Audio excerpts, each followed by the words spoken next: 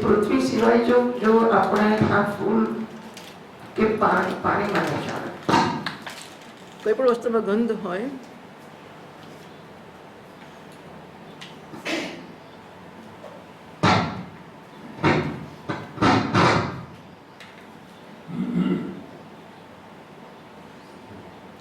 મને આમ કરીશ.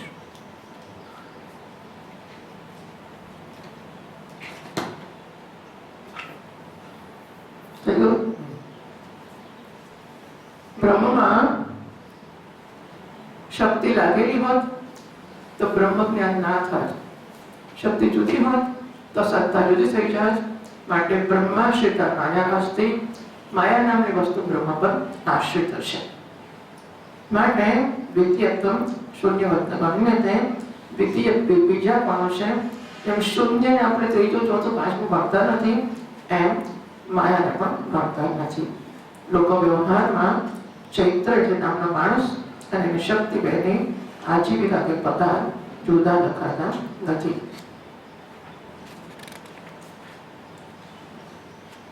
પણ એવું તો જોવામાં આવે છે ને કે શક્તિ વધારે મળે તો પગાર વધારે મળે. નાનો મજૂર 15 વર્ષનો છોકરો કામ કરતો હોય અને 35 વર્ષના બાપ 35 વર્ષનો બાપ થાય, જેની 15 વર્ષનો 40 વર્ષનો રાખો, 40 વર્ષનો બાપ કામ કરતો હોય તો બાપને છોકરાને પગાર ઓછો વધતો મળતો જ હોય છે. મારો ખ્યાલ છે હોય ને તો શક્તિ વધારે પગાર વધારે મળ્યો ને ઓછી ઓછી મળે તો શક્તિ જુદી થઈ કે નહીં. શક્તિ આધિકી જીવિત આધિક્યમ દૃશ્યતે. અતઃ શક્તિ આપણી પૃથક જીવિતત્વમસ્તિ. શક્તિની આજીવિકા તો જુદી હોય છે. 52મા શ્લોકમાં કહે છે શક્ત્યાધિક્ય જીવિતમ ચેત વર્તતે તત્ર વૃત્તિકૃતઃ ન શક્તિ કિંતુ તત્કાર્યમ યુદ્ધકૃષ્યાદિકં તથા.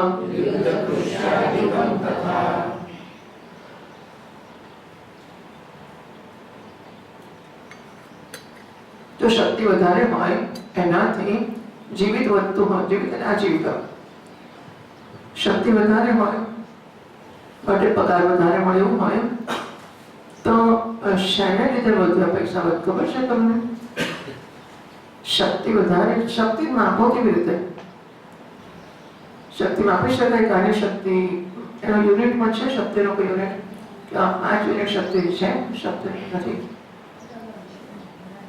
શક્તિ આનામાં 15 યુનિટ છે, ના 50 યુનિટ છે, 75 યુનિટ માપી શકાય છે? નથી મપાતું ને. તો શક્તિના આધારે પગાર કેવી રીતે વધારે થયો કહેવાય? શક્તિથી નહીં, શક્તિના કાર્યથી પગાર વધે છે. મારામાં શક્તિ બહુ છે માટે મને પગાર ના મળે. હું શક્તિનો ઉપયોગ કેટલો કરું છું એનાથી પ્રોડ્યુસ કેટલું કરું છું, શું કામ કરું છું એનાથી પગાર વધે છે. તો શક્તિ શક્ત્યાધિક્ય જીવિતમ ચેત વર્તતે.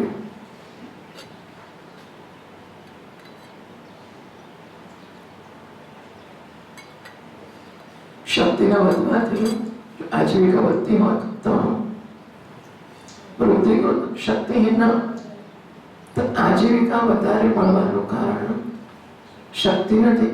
શું છે? કિંતુ તત્કાર્ય યુદ્ધ કૃષ્યાદિકમ. કૃષિ એટલે ખેતી. યુદ્ધમાં નિપુણતા કેટલી બતાવું છું.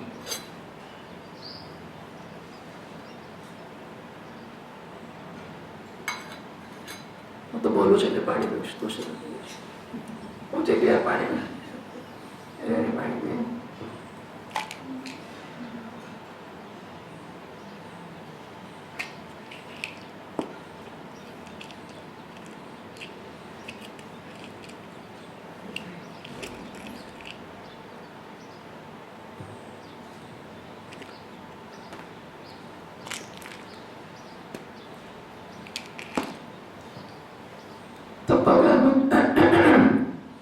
પગારનો જે વધારો જોવામાં આવે છે એ શક્તિના નહીં, શક્તિના કાર્યનો. તો છોકરો કામ કરે તો બેટ લઈને નીચેથી ઉપર ચડાવે, બાપા પોતા ઘાવ લઈને ચડાવે, આટલી ઈંટો ચડાવી એના આટલા પૈસા એ શક્તિથી નહીં, શક્તિના કાર્યથી અપાય છે. શક્તિથી પેદાશી થાય છે, એનાથી પૈસા અપાય છે. તથા તેવી રીતે શું 53મા શ્લોકમાં જોશે, સર્વતા શક્તિ માત્રસ્ય ન પૃથક્કણ ન ક્વચિત શક્તિ કાર્યમ તુ નૈવાસ્તિ ઇતિયમ શંક્યતે કથમ. સર્વથા શક્તિ માત્રસ્ય પૃથક્કણ ન ક્વચિત ન. ખરેખર કોઈ જગ્યાએ માત્ર શક્તિની ગણના અલગ થતી હોય એવું ક્યાંય હોતું નથી કે આટલા પૈસા રામના, આટલા એની શક્તિના. શક્તિની ગણના અલગ નથી થતી હોતી. તો વાત એવી છે, શક્તિથી દ્વૈત આમનો રસ્તો માયામાં છે ને, કે માયા બ્રહ્મની શક્તિ છે અને માયા બ્રહ્મથી અલગ છે શક્તિ. એ શક્તિ જગતનું સર્જન કરે છે શું? તો માયા અને એની શક્તિ બે વસ્તુઓ છે કે ના, માયાની ગણના અલગ થતી નથી, શક્તિની ગણના ગણતરી ક્યાંય અલગ નથી થતી. શક્તિનો પગાર વધારાનો મળતો નથી હોતો. માટે હંમેશા શક્તિની ગણના અલગ થતી નથી.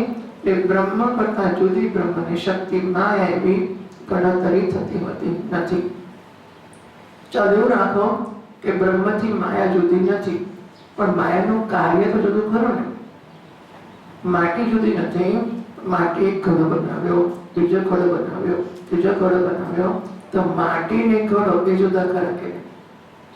ઘડો ને ઘડો નહીં, માટી ને ઘડો એ તો દ્વૈત થયું કે નહીં? એટલે જગતનું સર્જન થયું માયા વડે. તો જગત અને બ્રહ્મ એમ તો બે થયા ને. જો બ્રહ્મ છે, પછી બ્રહ્મને ઢાંકનાર બ્રહ્મની માયા છે, પછી માયાથી સર્જાયેલું જગત છે. આપણે પહેલો પ્રશ્ન એ કર્યો કે માયા ને બ્રહ્મ બેથી દ્વૈત થયું કે ના થયું? તો કહે માયા શૂન્ય છે, એનાથી દ્વૈત બનતું નથી. બરાબર? પણ માયા છે ખરી, એટલે માયા છે પણ ખરી. માયા બ્રહ્મને ઢાંકતી નથી. બ્રહ્મશ્રિતા માયા અસ્તિ, બ્રહ્મ વશમાં કરે છે માયાને. જીવ છે એ માયાના વશમાં છે, બ્રહ્મ માયાને વશ કરે છે. એટલો ફેર છે. તો બ્રહ્મ છે, માયા છે, જગત છે. કે જો બ્રહ્મ ને માયા બે થઈ ગયા કે ના? માયા શૂન્ય છે, માયા અસત છે, માયા બ્રહ્માશ્રિત છે. માટે એ બે બનાવતી નથી. કઈ વાંધો નહીં, પણ માયામાંથી જગત બને એ તો દ્વૈત બનાવે કે નહીં? તો બ્રહ્મ ને જગત બે થયા ને, દ્વૈત થઈ ગયું ને. એટલે છે ત્યારે ક્યારની વાત ચાલે છે? સર્જનની પહેલાની વાત ચાલે. તદા નહીં ત્યારે એની વાત છે. તો એ વખતે માયાનું સર્જન હતું ખરું કે નહોતું? નહોતું. તદાનીમ જ્યારે સર્જનની પહેલાની વાત છે ત્યારે સત માત્ર હતું, ત્યારે જગતનું સર્જન તો થયું જ નહોતું. શક્તિ કાર્ય તો નહીં વાંચતી. શક્તિના માયા શક્તિના કાર્ય આકાશ હતી, આકાશ વાળો બીજો પૃથ્વી, તો કશું હતું જ નહીં. તો તમે વિદ્યાની શંકા કેવી રીતે કરો છો? માયા થઈને દ્વૈત નથી બનાવતી. માયાનું સર્જન તો હતું જ નહીં, હોત તો ના દ્વૈત થયું હોત, પણ દ્વૈત બનાવતું નથી. હવે બીજી વાત આગળ ચાલે છે. હવે આટલું નક્કી થયું કે સત છે, સતની શક્તિ માયા છે, માયામાંથી સર્જન જગતમાં થાય છે. જો શક્તિ સતની છે, માયા એ સતથી અભિન્ન નથી, એ સતથી ભિન્ન પણ નથી. એ શક્તિ છે એ બ્રહ્મમાં આશ્રિત છે. બ્રહ્માશ્રિતા માયા અસ્તિ, શક્તિ બ્રહ્મમાં આશ્રિત છે. નક્કી થયું. હવે વાત થઈ સતની શક્તિ, એટલે બ્રહ્મમાં બ્રહ્મ માયાનો આશ્રય છે, બ્રહ્મમાં માયા આશ્રિત છે. માનો કે બ્રહ્મ આટલું છે, આટલું બ્રહ્મ છે અને બ્રહ્મ પર માયા આશ્રિત છે. આ ઘડો મારા હાથમાં આશ્રિત હોય તો આટલા ભાગમાં આશ્રિત હોઈ શકે? બરાબર? કે આખામાં હોઈ શકે? તો ઘડો મારામાં આખામાં આશ્રિત છે કે એક ભાગમાં આશ્રિત છે? એમ માયા બ્રહ્મમાં આખા બ્રહ્મ પર માયા ચોંટેલી છે આશ્રય માટે, એ બ્રહ્મના એક ખૂણામાં માયા ચોંટેલી છે. બરાબર? સશક્તિ સતી સર્વત્ર વર્તતે ઉત એકદેશે. સતની શક્તિ સતમાં સર્વત્ર છે, એના એક ભાગમાં છે. સતના એક ભાગમાં સતની શક્તિ છે માયા, કે આખા સતમાં એની શક્તિ માયા રહેલી છે. નાદ્ય કે ભાઈ આખા બ્રહ્મમાં તો શક્તિ રહી નથી. કેમ? મુક્ત પ્રાપ્ય બ્રહ્મ ભાવ પ્રસંગ. તો મુક્ત પુરુષને બ્રહ્મ મળશે કેવી રીતે? બ્રહ્મ આખા પર માયા બરોબર પાકી ચોંટી ગઈ હોય, એવી આશ્રિત હોય, તો જ્ઞાની પુરુષને મુક્ત પુરુષને પણ બ્રહ્મનું દર્શન થશે કે સાક્ષાત્કાર થશે, પછી માયા તો જોડે જ રહેશે. એટલે મુક્ત પુરુષને બ્રહ્મ મળે એ બ્રહ્મ રહેશે જ નહીં. જો માયા બ્રહ્મમાં સર્વત્ર આશ્રિત હશે તો પછી એક ખૂણામાં આશ્રિત હશે એવું કેવું પડે આપણે. બરાબર? તો એવું થાય ખરું કે બ્રહ્મને ખૂણો છે, તો ખૂણામાં કેવી રીતે હશે? જુઓ કેવા રસ્તા કાઢ્યા છે લોકોએ. એટલે એ લોકો તર્કનો વિરોધ નથી કરતા, તર્કને જાણવે છે, અને છતાં પેલું મિથ્યાપણું જાણવું છે, બ્રહ્મને સત્ય રાખવું છે, બ્રહ્મ કશું નથી કરતું એ રાખવું છે, બ્રહ્મ જગતનું કારણ છે બધું રાખવાનું સિદ્ધાંતમાં, છતાંય જગતનું સર્જન થાય છે, બ્રહ્મને કશું અડકતું નથી, પણ જગત છે ખરું. સમજાવવાની આ બધી મહેનત કરી રહ્યા છે. તો બ્રહ્મ એના સર્વત્ર માયા રહેલી છે કે ના? મુક્ત પ્રાપ્ય બ્રહ્મ અભાવ પ્રસંગ. મુક્ત પુરુષને પ્રાપ્ત થનાર કોઈ બ્રહ્મ રહેશે જ નહીં, માટે નહીં. દ્વિતીય બીજો પક્ષ કે બ્રહ્મમાં એક ખૂણામાં રહેલી છે. શક્તિ વિરોધિત્વાદ. બ્રહ્મમાં કોઈ અંશ જ નથી, એક અંશમાં માયા છે કહી શકો તમે. માટે બ્રહ્મના અંશમાં છે માયા, એવું પણ નહીં કરી શકાય. તો શું કરીશું? એનો પરિહાર આગળના શ્લોકમાં કહેવામાં આવે છે, 54ના શ્લોકમાં.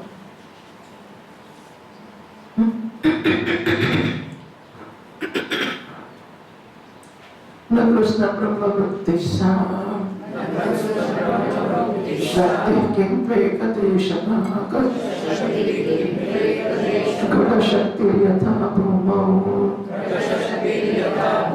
સ્નિગ્ધ વૃત્તિવ વર્તતે.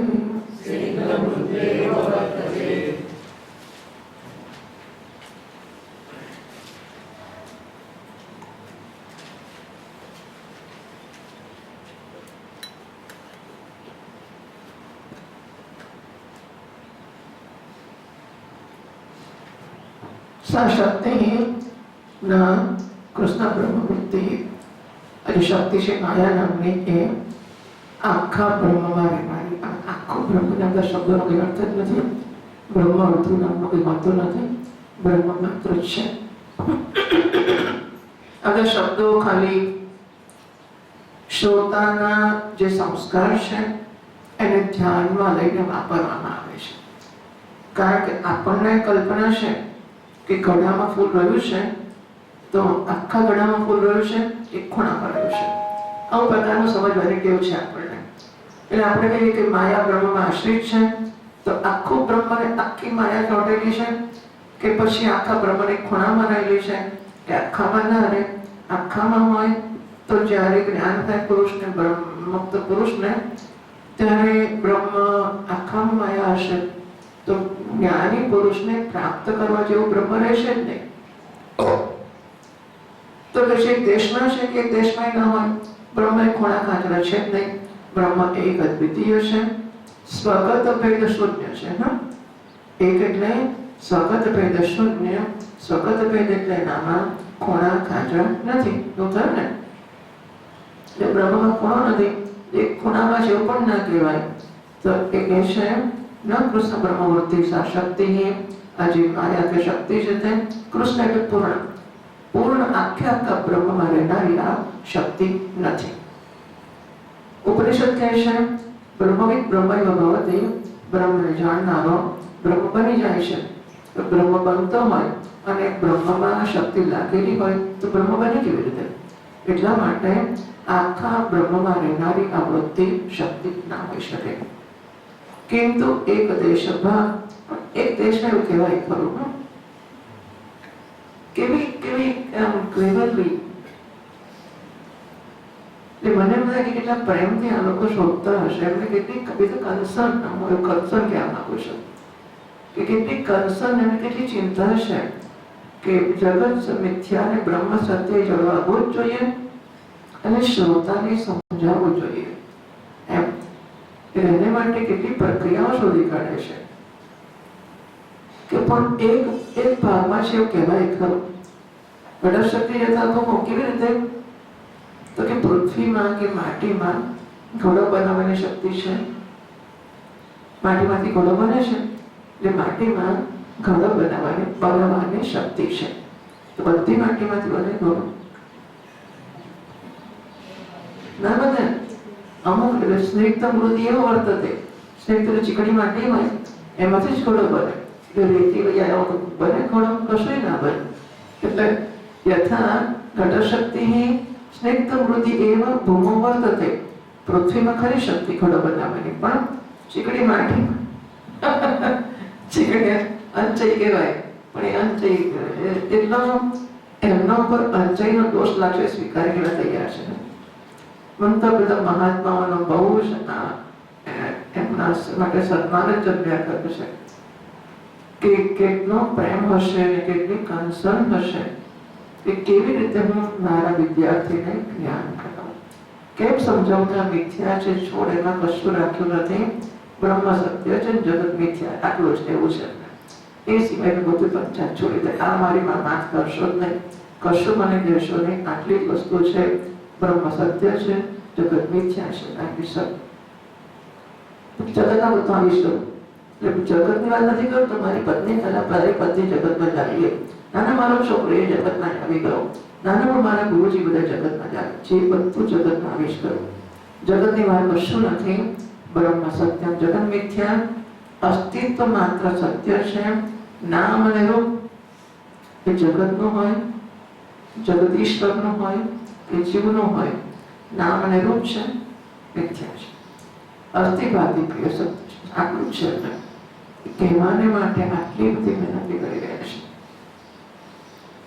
તો માટીમાં જમીનમાં જે ચીકણી માટીમાંથી જ ઘડો બને છે, એટલે કે ઘડો બનવા પણ અમુક જ માટીમાં રહ્યું છે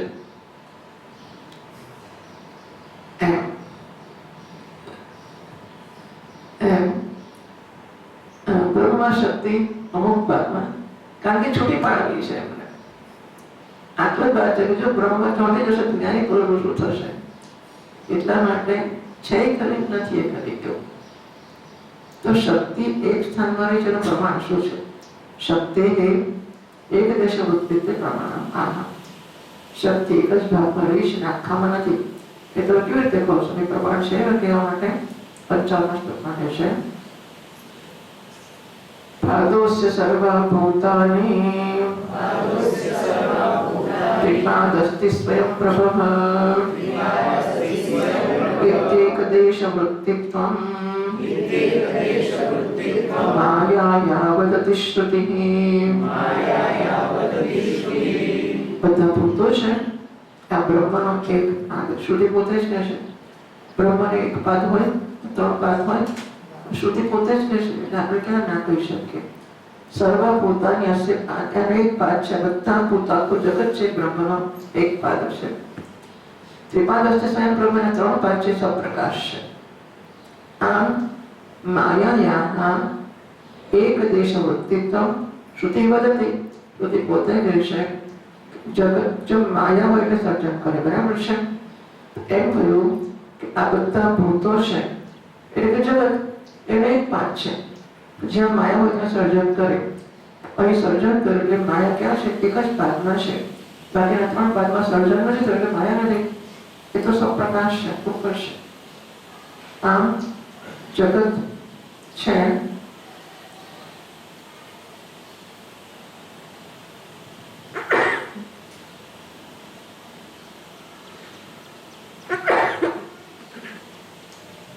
જગત છે એનાથી મુક્ત પુરુષને બ્રહ્મ પ્રાપ્ત નહીં થયું નથી. એટલે જગત છે બ્રહ્મ મુક્ત પુરુષ માટે પ્રાપ્તવ્ય રહેશે ખરું. એટલે જગતને ખસેડી શકાય છે. જગત મિથ્યા છે. આ તો એક દેશ એવું કશું નથી. એમ બસ આ એક શ્રુતિનું પ્રમાણ આપ્યું એટલે આપણે કહી શકીએ છીએ કે બ્રહ્મના એક દેશમાં શક્તિ કે માયા રહે છે, જગત રહે છે, અને બાકીનું જગત છે, બાકીનું બ્રહ્મ છે, પછી તો શુદ્ધ છે, એનામાં કશું છે નહીં. જે જ્ઞાની પુરુષ પ્રાપ્ત પણ કરી શકશે. ન કેવળ શ્રુતિ એવ સ્મૃતિ અભ્યાસ અસ્તિ ત્યાં શ્રુતિની સ્મૃતિ પણ કહે છે કે જગત આખું છે બ્રહ્મના એક ભાગમાં છે. એ કહે છે 56મા શ્લોકમાં વિષ્ટપ્યામમિદં કૃત્સ્નં એકાંશેન સ્થિતો જગત ઇતિ કૃષ્ણાર્જુનાયાઃ જગતસ્ત્વૈકદેશતામ્ અહમ. આ સાંભળ્યું જ કોઈ જગ્યાએ? એમ કયો શ્લોક છે? આ પહેલી લીટી છે, બીજી લીટી છે? પહેલી લીટી કઈ છે?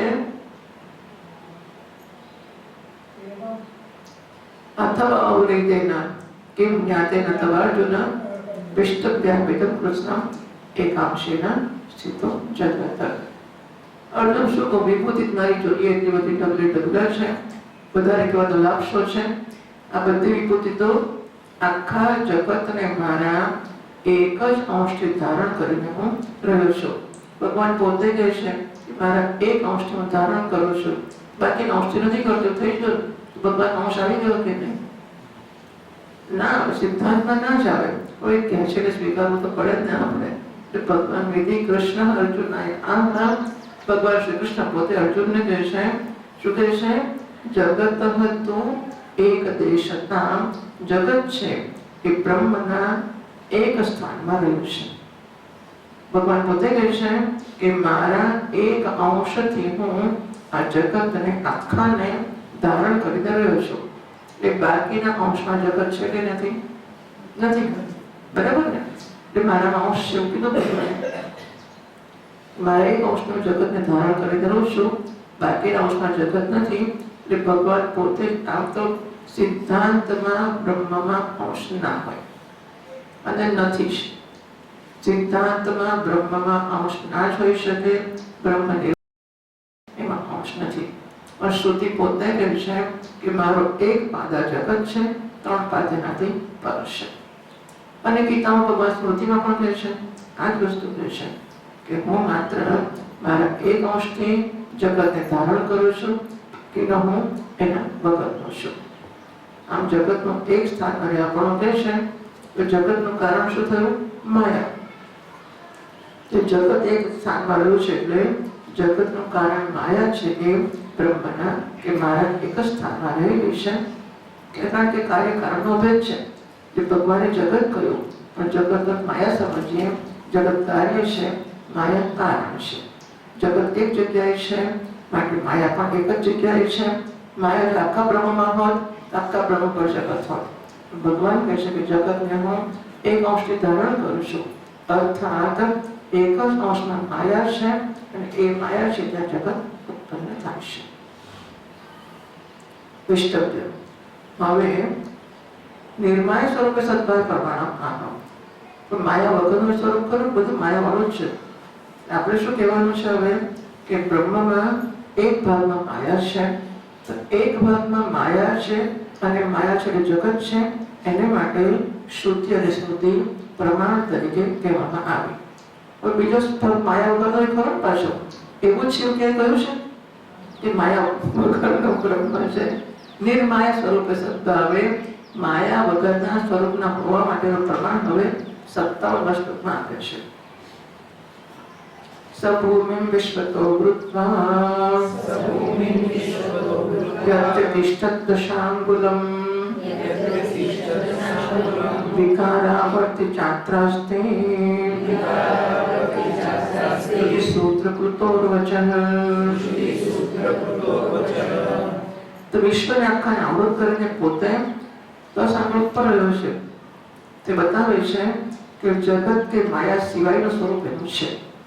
આખા જગતને ચારે બાજુથી આવૃત કરું છું, પછી એનાથી હું ઉપર રહું છું, અતિક્રમણ કરીને.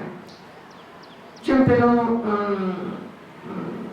અભિનેતા હોય ને અને વેશ હોય, ભિખારી અથવા દોડીને સાપ, તો અભિનેતા શું કરે કે ભિખારી નો વેશ ભજવતો હોય તો આખા ભિખારીનો અભિનેતા હોય કે એના હાથમાં પગમાં ક્યાંક ક્યાંક બીજું ના હોય?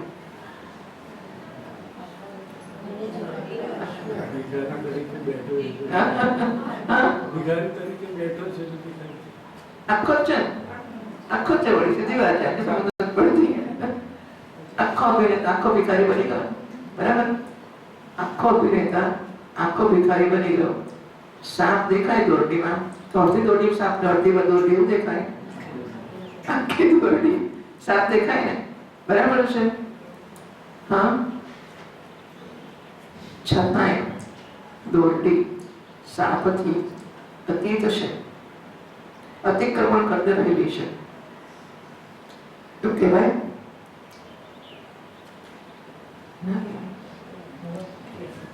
ના કહેવાય, ના કહેવાય. આમ આમ કરેલા આપણે ના કહેવાય, ના કહેવાય, કહેવાય.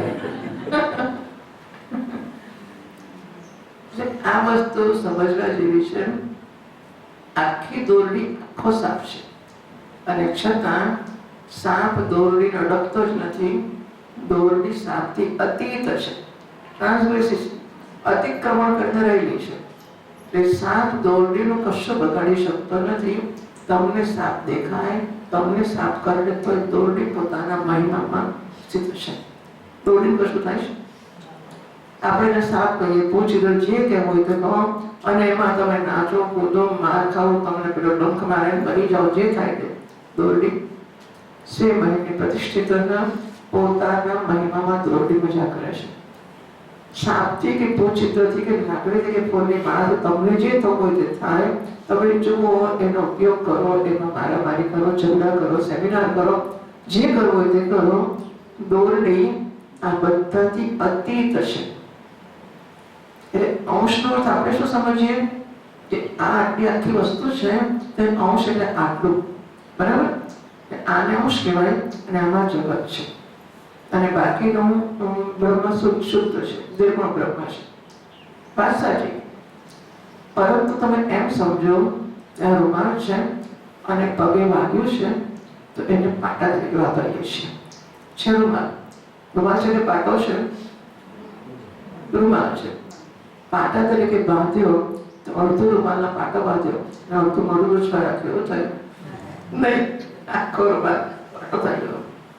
છતાંય રૂમાલ પણ એનો સ્વતંત્ર છે, બરાબર? પેલો દોરડી સાપ તરીકે દેખાય, તેથી સાપના મૂળ દોષ દોરડીમાં આવે. એ તો સાપ ભલે આટલું ઝેર હશે તો દોરડી દશાશી થશે. દોરડી વડે જ્યારે સામાન બાંધશે કે કંઈક બાંધશે પછી એનો હાથ લાગી જશે, માણસ મરી જશે, તો એને ભાન નથી પડતો આટલું ઝેર રાખે છે.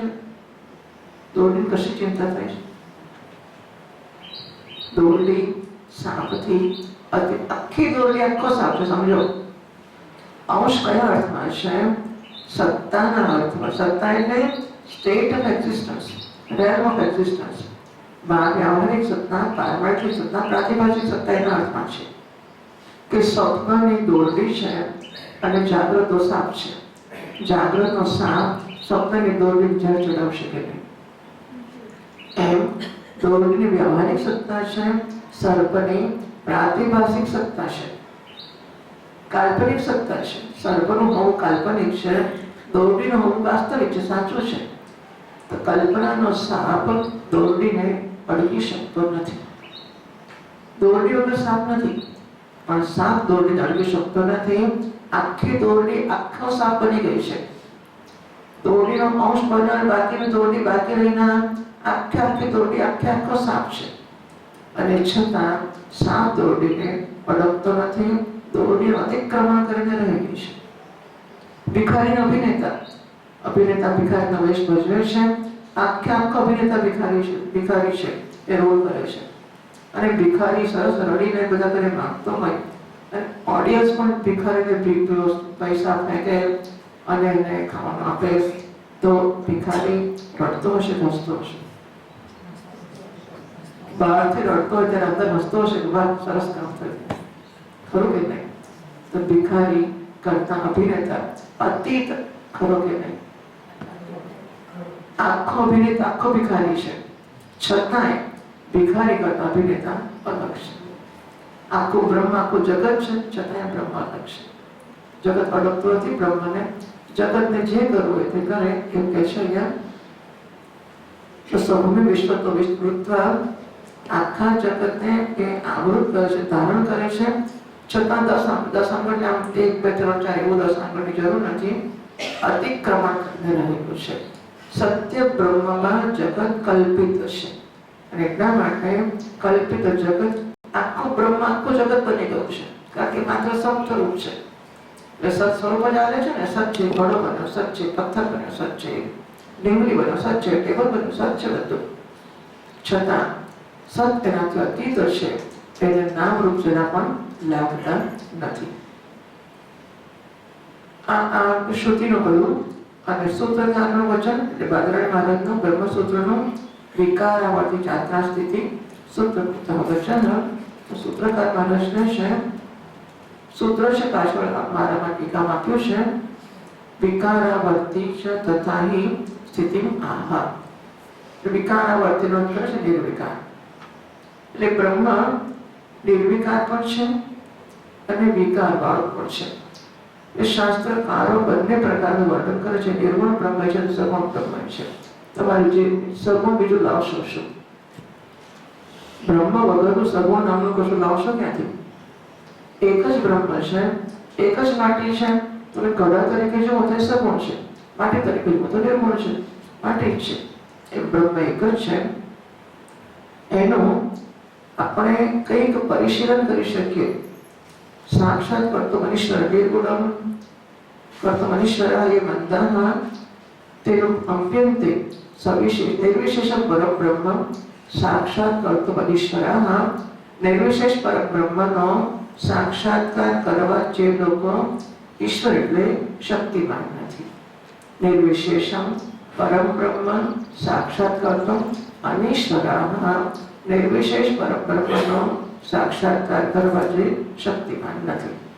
માનો કે ભિખારી અભિનેતા છે, આપણે કોઈને કહીશ, પેલો કહે છે કે મારે આ અભિનેતાની જોડે બદલી કરવી છે, મારે એને મળવું છે. તો કોઈ કહે છે કોઈ તું ભિખારીને છોડ ને પછી અભિનેતાની વાત કર, કે મને ખબર નથી પડતી ભિખારી છે તો અભિનેતા કેવી રીતે હોય? કોઈ તમે કહો છો કે ભિખારી અને અભિનેતા એટલે આખો કરોડપતિ મોટો ભયંકર ધનવાન માણસ હોય, બહુ મોટો ધનવાન છે, એને મળતું એ તને મદદ કરશે. પણ ભિખારી મને મદદ કરી? ભિખારી પોતે જ ભિખારી છે, એ મદદ કરે કેવી રીતે? બરાબર? એ અતિક્રમણ કરી શકતો નથી કે ભિખારી ખાલી દેખાવાનો છે, મોહમ્મદ ધનવાન માણસ છે, એ સમજવાની એની શક્તિ નથી. એટલે શું કહેવામાં આવે? તો ભિખારીને ખુશ કરતા માટે ભિખારી જ છે, પણ તો કૃપા કરશે તો ભિખારી ઉપાસના કર, એને ખુશ કરીને સેવા કર. થઈ શકે ને એવું? અભિનેતા જ છે, ધનવાન છે, કરોડો અબજોપતિ છે, છતાં એમ કહીએ આપણે કોને? જે ભિખારીનું અતિક્રમણ કરીને એને અભિનેતા તરીકે સમજીને એની પાસે જવાની વાત કરવાની એવી સમજવાની ક્ષમતા ધરાવતો જ નથી. ભિખારી છે કેવી રીતે ધનવાન હોઈ શકે? નાટકમાં જોયું છે, ફિલ્મમાં જોયું છે, ભિખારી ધનવાન કેવી રીતે હોય? કઈ વાંધો નહીં, તો ભિખારીની ઉપાસના કર, એ પ્રસન્ન થશે, તારા પર કૃપા કરશે, તને પૈસા આપશે. બરાબર? તો જેનામાં પેલા અભિનેતાને ઓળખવાની અને એની ઉપાસના કરવાની ક્ષમતા નથી, એને કહેવામાં આવે છે કે ભિખારીની ઉપાસના કર, વાંધો નહીં, એ ફળ આપશે. એમના ક્ષમતા છે એના માટે, અને ભિખારી પ્રસન્ન થશે, પછી ધન આપશે, પણ આપશે. ઉપાસનાથી પ્રસન્ન થશે ભિખારી, પછી ફળ આપશે, પણ આપશે. અભિનેતા આપશે ને, તો ભિખારીની ઉપાસના કરે તો અભિનેતા ખુશ થઈ શકે નહીં. તો સગુણની ઉપાસનાથી નિર્ગુણ ખુશ થાય કે ના? ખરી વાત છે ને? સરસ સમજાય કે નહીં?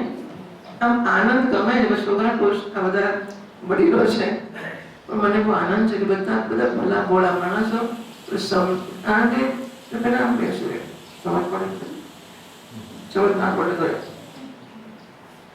આપણને ખબર પડે કે આપણે શું કરીએ છીએ. આ બધા ભલા ભોળા માણસો છે, તરત દેખાય મોઢા પર કે સમજ પડી, વાહ સરસ છે, શું સરસ, એ વાત તો સાચી છે. એ ભિખારીની ઉપાસના કરો તો એ ખુશ થાય, પણ અભિનેતા ફળ આપે, પણ અભિનેતા. એમ સગુણની ઉપાસના કરો તો એ ફળ પણ આપે. કારણ કે સગુણ નામનું ભિખારી નામનું કશું છે જ નહીં, સગુણ નામનું કશું છે જ નહીં. પણ સગુણ સાકારની ઉપાસના કરીશું તો નારાયણ ખુશ થશે, નારાયણ ફળ આપશે. એટલે શાસ્ત્રોમાં નિર્વિશેષમ પરમ બ્રહ્મ સાક્ષાત કરતો મનીશ્વરાહ, નિર્વિશેષ પરમ બ્રહ્મનો સાક્ષાત્કાર કરવા જે શક્તિમાન નથી એવા લોકો માટે સવિશેષ નિરૂપ્યતે, એમના પર અનુકંપા કરીને, દયા કરીને, અનુગ્રહ કરીને. એવું ના કે તને દેખાતો જ નથી અભિનેતા, તમારે ત્યાં તારી જરૂર નથી. બરાબર?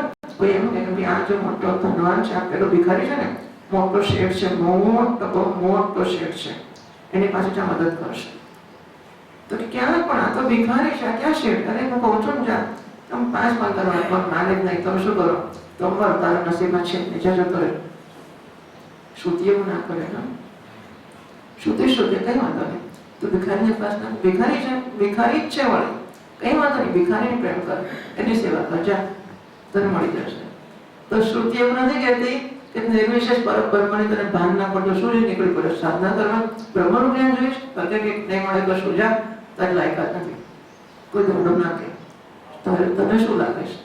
એ મન તો બહુ મૂર્તિ, અરે ભગવાન હોય ને બહુ સરસ દેખાવડા હોવા જોઈએ, પ્રેમાળ હોવા જોઈએ, એટલે ઉપકાર કરનાર, આપણને પર પ્રેમ કરે, દયા કરે, આપણી કાળજી કરે એવા હોવા જોઈએ.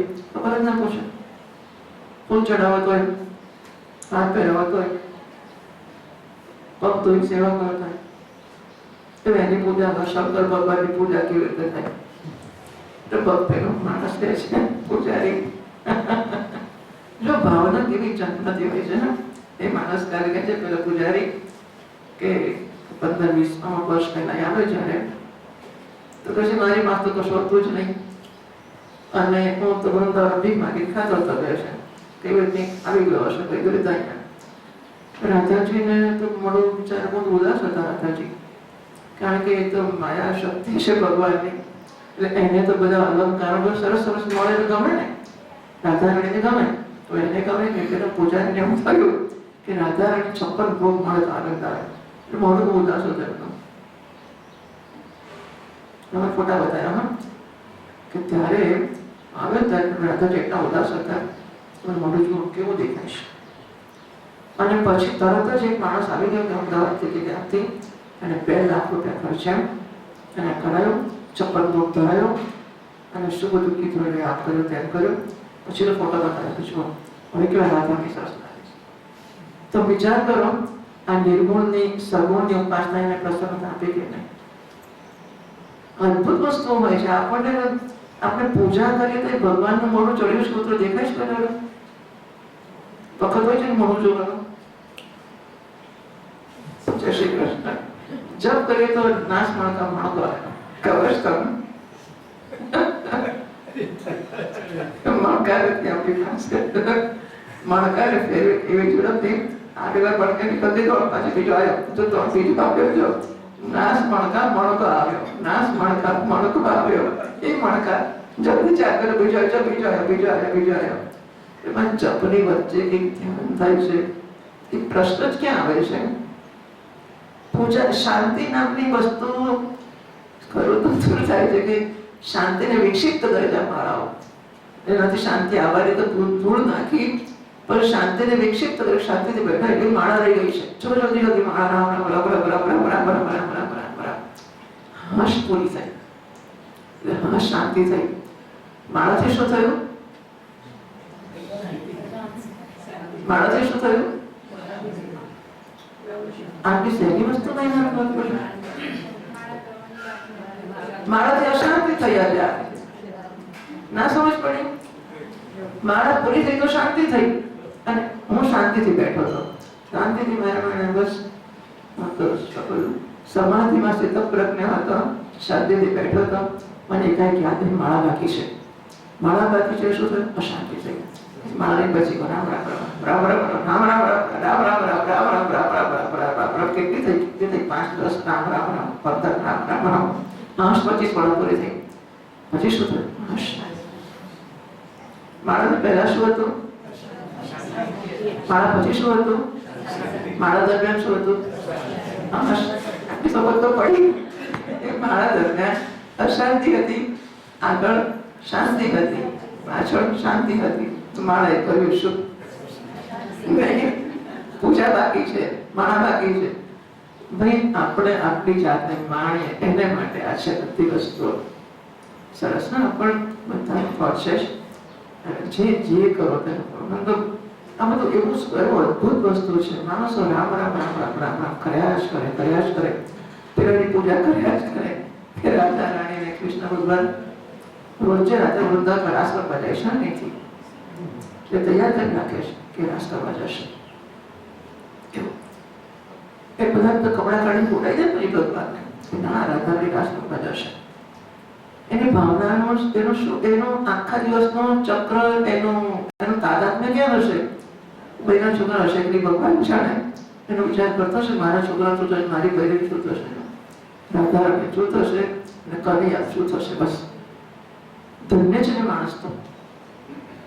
એ આપણી જેમાં બધું ગુનાવલી બચતો છે ફક્ત માથું ખાઈને એને પ્રેમ છે. ચાલો ઠીક છે, આજે જોઈ શકો.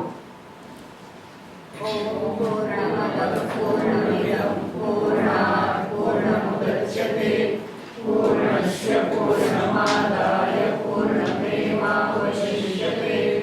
ॐ शान्ति शान्ति शान्तिः।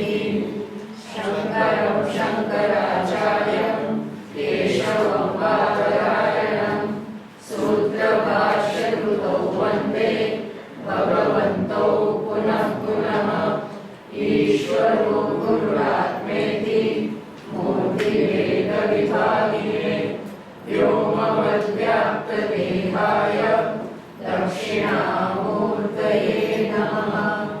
ॐ शान्ति शान्ति शान्तिः। हरि ओम श्री गुरुभ्यो नमः। हरि ओम।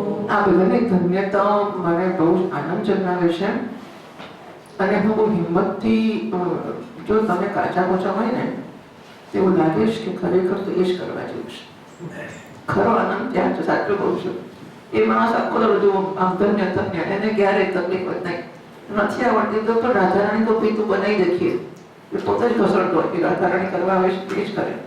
રાધારાણી કોઈ પીતું ખીર બનાવજે, મને નહીં આવડે, તારે જેવી ખાવી એ બનાવજે. 24 કલાકની વૃત્તિ તો રાધારાણીમાં છે ને, કૃષ્ણમાં છે. પેલા રામ રામ કરનારા લોકો 24 કલાક રામ રામ. આપણે શું છીએ?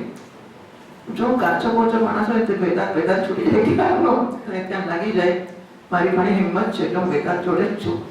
તો હું કહું છું એટલે વેદાંત કેટલી ઊંચી વસ્તુ હશે કે આ બધા પછી આપણે આગળ જન્મમાં કર્યું છે આ બધી વસ્તુ, અને નહીં કરી હોય તો આ કામ નહીં કરે. આ બધી ધન્યતાઓને માણીશું કે એની જોડે તાદાત્મ્ય થશે. ક્રમશઃ ચાલશે, બાકી એવું ના માનશો. વેદાંત ઊંચું છે એમાં કોઈ શંકા નથી. અત્યંત નિર્વિશેષ બ્રહ્મ સાક્ષાત કરતા મનીશ્વરાના એમને માટે આ છે. એટલે આપણે સિદ્ધાંતમાં સ્વીકારવું પડે. વેદાંત ઊંચી વસ્તુ છે અને સ્વીકારીએ ત્યારે પ્રશ્ન નથી આવતો. પણ આ વસ્તુ ખરેખર માણસને વેદાંત સાંભળીને એવું ના થાય કે આ સરસ છે. હા, નવા માણસને પેલું જ એમાંય સંસ્કાર તો જોઈએ, બધા નહીં થતું હોય. કેટલું સરસ છે નહીં? કેટલું 65 વર્ષથી માણસ રામ રામ કરે છે. ખરેખર અદભુત વસ્તુઓ છે, બહુ અદભુત છે કે આ માણસ રાધા કૃષ્ણને પ્રેમ કરે એટલે છે. બધા સાધન ઉત્તમ જ છે અને એ બધાનું તો નારાયણ ભલું જ કરશે. આટલુંમાં એમને ક્રમશઃ જે યોગ્ય છે પ્રાપ્ત થતું રહેશે અને આપણે આ કરીએ છીએ આપણને પણ યોગ્ય છે પ્રાપ્ત થશે. આપણે તો આપણે 57 સુધી આવીશું.